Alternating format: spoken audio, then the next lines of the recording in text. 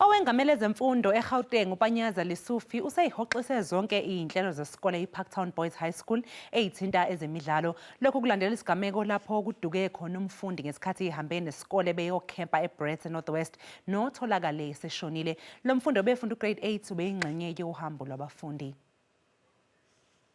Lo mfundi kagrade 8 oneminyaka e13 Enoch Mpiyanzi ubeyingxenye yohambo lwabafundi lokuyokhempa okuyingxenye yezemidlalo zesikole.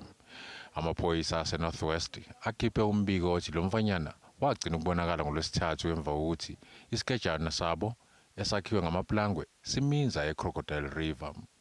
Labafundi babezidlalela kulomfula bezikhandela lezi ikephe zabo zamaplangwe kanti kuthiwa babehlukaniswe ngokwamaqoqo anabafundi abahlanu nabayisithupha isikephe ngasinye. Umnyango wemfundo eGauteng kanye nomndeni womfundo ophangalele bakhona lapho kutholakala khona isidumbu sakhe.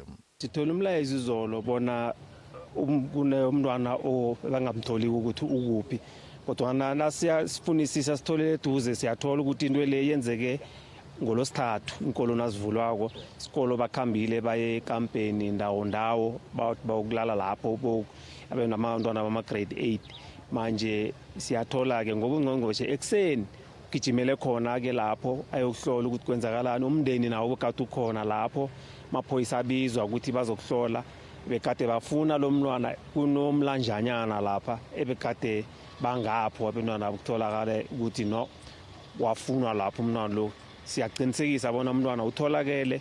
Abazali bezingane ezifunda kulesi sikole bakhathazekile. I only heard on the news, to my surprise. I only heard it on the news this morning. Are you thinking of taking your child out of here? If needs be. If needs be. Bonke abafundi abebeyingxenye yohambo bazobuyela emakhaya namhlanje kanti zihoxisiwe zonke izinhlelo zesikole.